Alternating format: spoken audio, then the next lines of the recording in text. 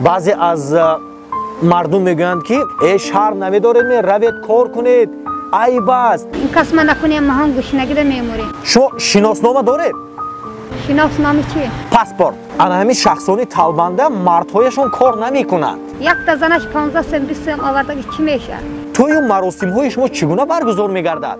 бояш салита мекунад, камагалош худашро яраша мекунад. сабаб дар чӣ? барои чӣ ба мактаб намераванд? мегӯяну каҷон акун илоҷамо недем. дуруқа ба образ медароянд барое ки мардума раҳмаша биёранд. агар боим бошам укаҷон, ман дадари шумоҳонам намерафтам. дар давоми як рӯз аз ҳама маблағи зиёде ки шумо гӯем кор кардед, 15 сем 20 сем 30 сем мебарам, 35 сем. мегӯянд ки садақа радди бало аст.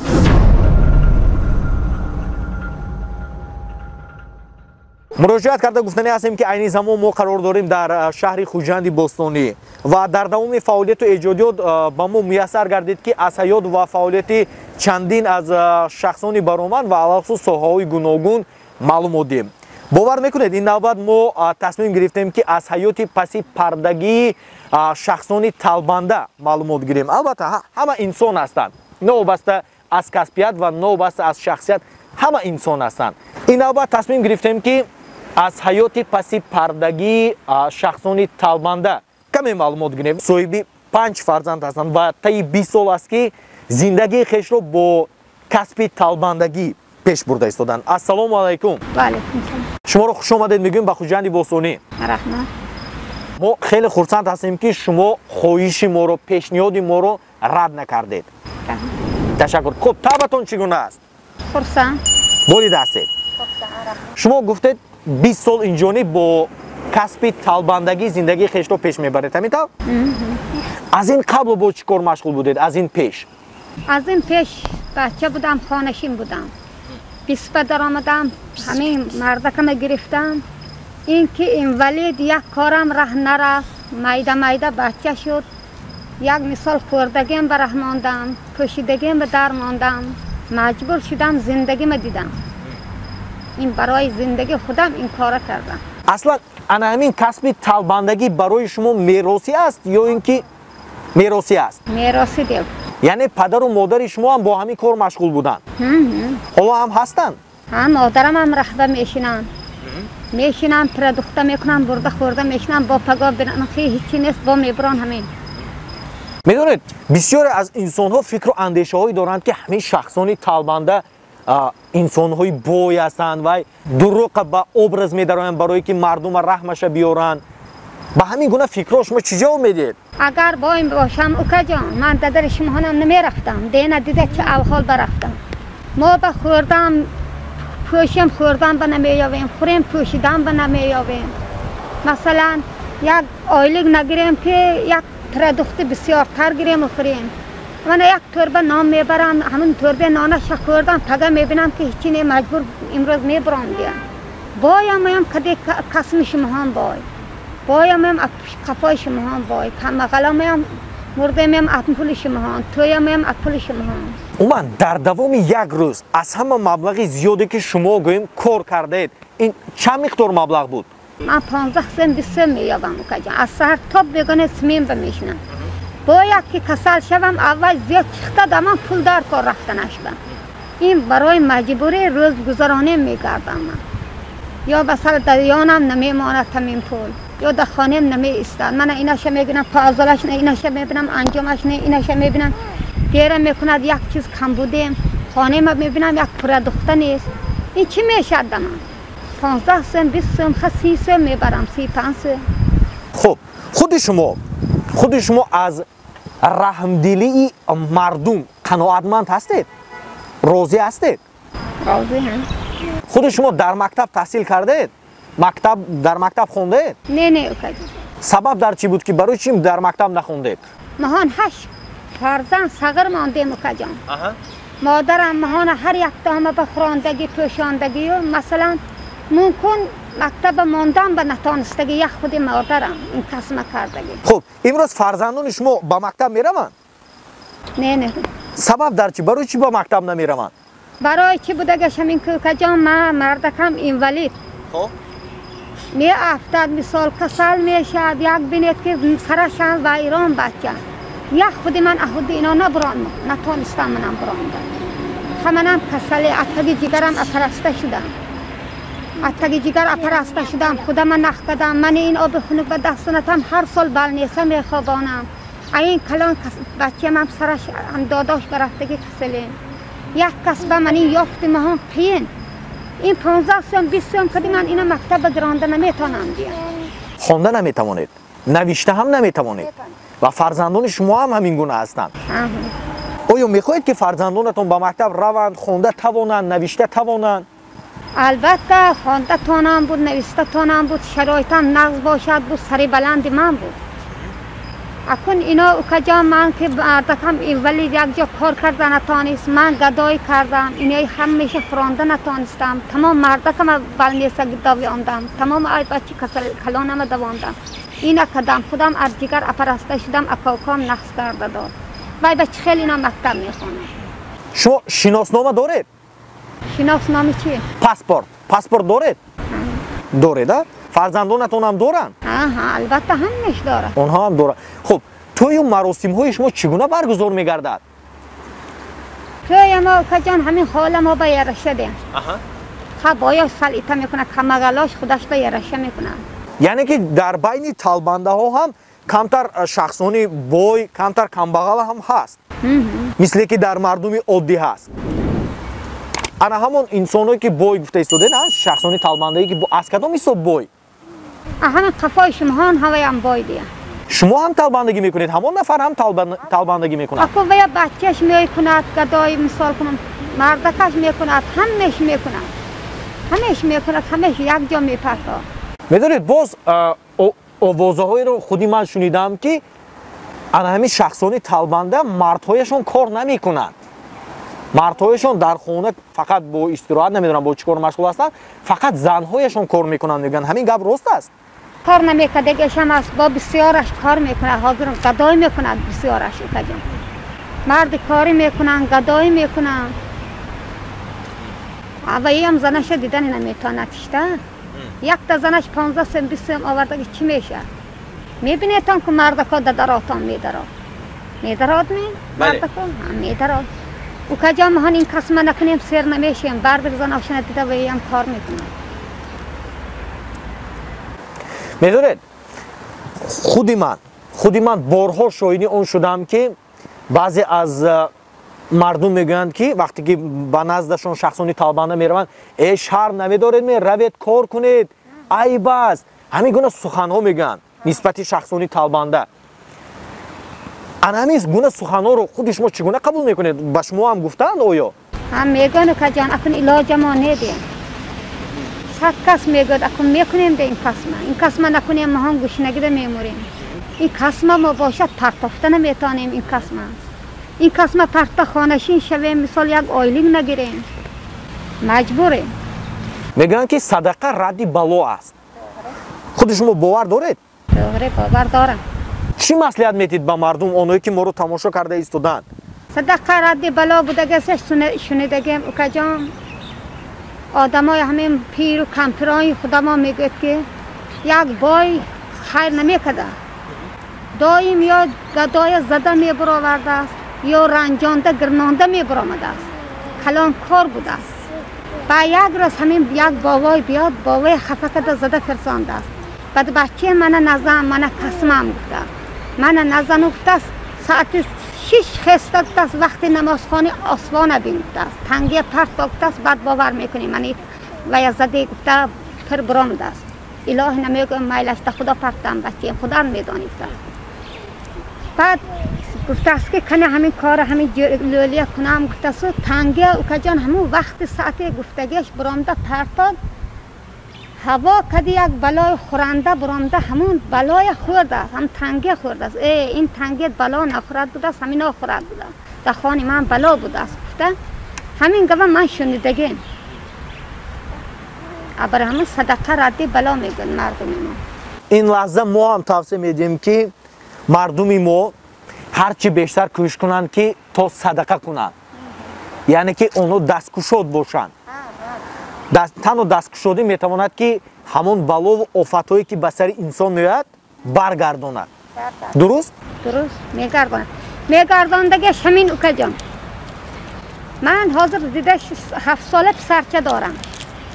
من اوکا جان اگه فهمیدگیم همین 7 ساله پسرچه 2 ساله بود. 2 ساله بود آب دمیان می کلام میزند. 2 ساله بچه من هم به افتید من 90 ساله موسفید به نگاه میکنم. پدر روزم. من وی حبازی میکناندم خودی که یک مردک برین شده. سری لباس کده تا مردگیش پدر روز خودم من حبازی دارانده نگاه کدم.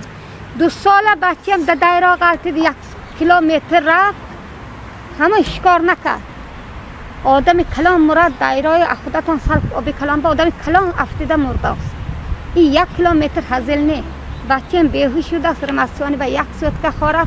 خدا بشکر سب پس دختر حیران شد که چی نغزگی داشت. من گفتم که 90 ساله موسفید به نگاه میکنم. اما جان همین نغزگی داشت. بچیم خم دیده اول نیسته برآمد خلق گریوانه شد گرفت. خلق خدا میم گفت که همین عذاب نغزگی داشت بچه تا بودن. برای همین من فکر خدا همین فکر کرده همه به نغزگی میکنم که جان. یک کس بدیگی کنتم بدیگی کردم به نمیتونم. که این نغزگی من دیدم نغزگیشه. انا همین حادثه اثبات آن است که درختانم نیکی کردن یعنی صدقه کردن درختانم بلا و آفت را از سر انسان دور میکند. میکند که جامعه. بعد من گفتم که میلش یک کس سرم به تیمیش کنتم من گندگی نمی کنم. گفتم من اخ کدم که جان. خود شما گفتید که این کسب برای شما میراثی است. درست؟ آینده فرزندان شما هم با همین کسب زندگی خیش رو پیش میبرند. پشت ما آمدگی اکن بچه های ما هم خیل شده میرود. آینده فرزندان شما نبیرگان شما با همین کار مشغول میشوند. شخصا شما که مادر همین فرزندان هستید آیا حرکت نمیکنید که فرزندانتان مثال یگون کار رو پیش گیرند با یگون کار مشغول شوند؟ نه کار گریتام میگم اکن اینا بچه حاله یک کاری مثال وزنی سبوکه نمیتونه. من این بچه‌ام یک نیم ساله اوکا جان. من آب خنک به دست دراز کند که تست میکند بل نیسته میانداز من به پول در کار همین کار همین نقص کردم. بچه هم آرزو میکند یک جا کار کردم و یک جا چیز کردم و مردکم هم یک اینولید خیلی مهم کار کنیم. خب در عموم شما از روی مجبوری با همین کار مشغول هستید یا اینکه این کار برای شما یک کسب است؟ این کار کسبمو کسب دیو که جان که کار کنیم هم سر نمیشیم هم اکنم از سر همین کسب من نانش خورده آمدیم. من همین نانی گدایی که کلان شدم با یک بچه هم نانی گدایی که کلان شده است. یعنی این از روی مجبوری نه این کسب شما است میتر؟ توگری کسب. نام شما؟ دوابک. بلند دوابک شما گو خودتون هم تنها به یاردم پدر و مادر با طلبندگی مشغول میشوید؟ کلام شوم بکنم. حاضر چند سال شما؟ 16 ساله. 16 ساله. یعنی با فکر شما حالا بر وقت از خودتون تنها برآمدن همینطور؟ از چند سالگیتون خودتون مستقلانه با طلبندگی مشغول میشوید؟ همین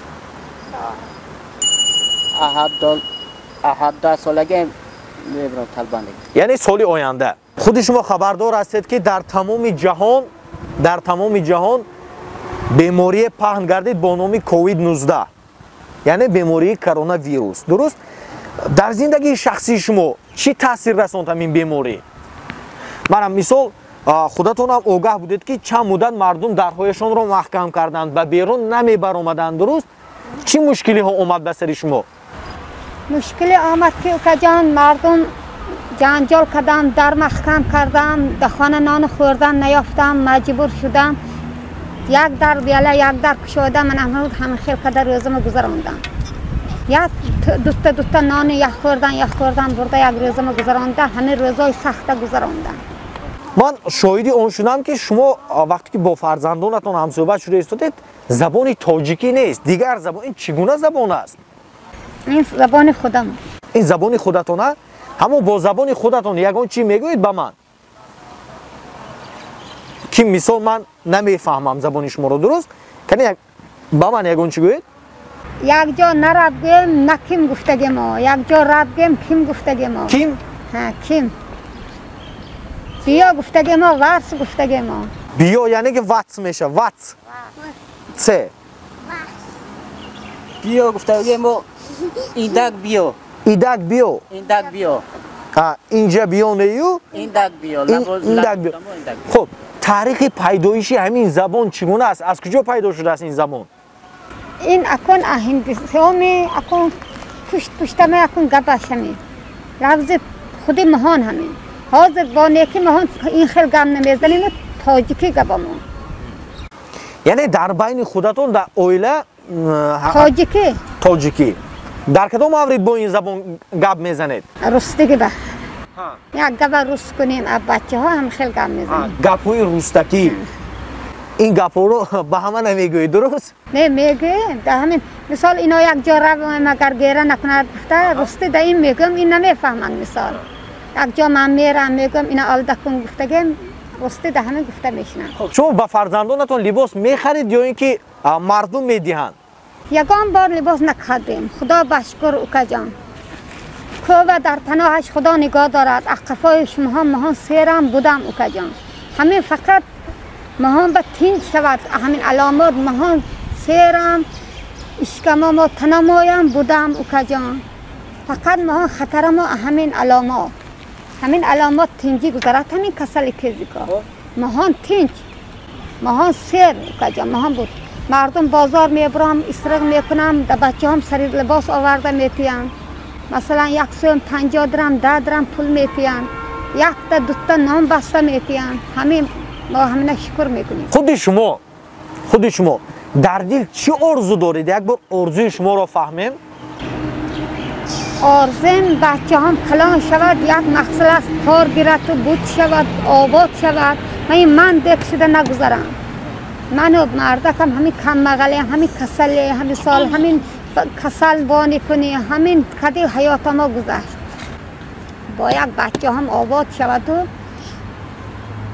در مردم در خودش نرمال میشده حیاتش گذراند گفتید خدا دارید یعنی یک فرزندتون رو علاقه اویله دار کردید همین طور توی در کجا برگزار گردیده بود در همون در خانه خدا در خانه تون درست یگان صنعتکار آمده بودن نه کجان نتونسته بودم همون صنعتکارم آورده نتونسته بودم بیچاره خدا رحمت خدا خیرش راضی شد دخترش و بچه ما دلش کشید همینطور آوردیم یک 50 کس جیغ زدیم آش نان دادیم و همینطور آوردن گرفتیم بعضا نفران فکر و اندیشه دارند که همین شخصان طالبنده با سحر و جادوگری هم مشغول هستند خود شما مشغول هستید با همین کار میتوانید نمیتوانید یک گدایی میتونم فقط طالبندگی طالبنده اسرقه میتونم من تمام بینندگان عزیز و ارجمند چیزی که در بالا قید کرده گذاشتیم همه انسان هستند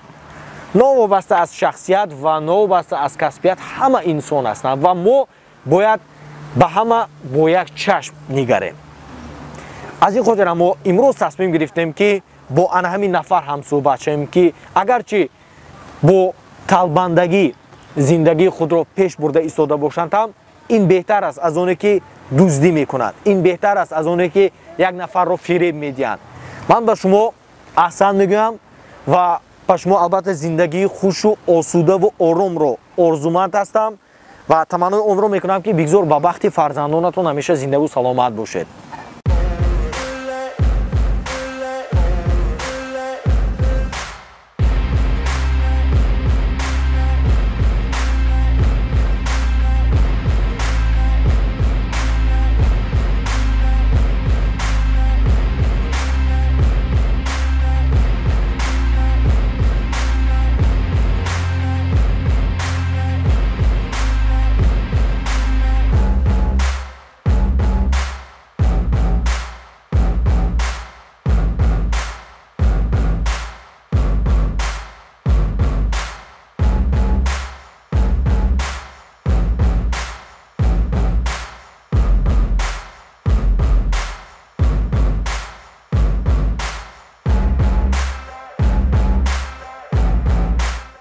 برای شما رحمت منتدار که پیشنهادی ما رو رد نکردید بینندگان عزیز و ارجمند یادآور میشم که این نوار رو شما از یوتیوب کانال احراری چنل تماشا کردید ва мо минбаъд кӯшиш мекунем ки боз ҳам наворҳои ҷолибтарин ва суҳбатҳои ҷолибтаринро баҳри шумо пешниҳод кунем. ба ҳамаи шумо тансиятиро хон ҳастем.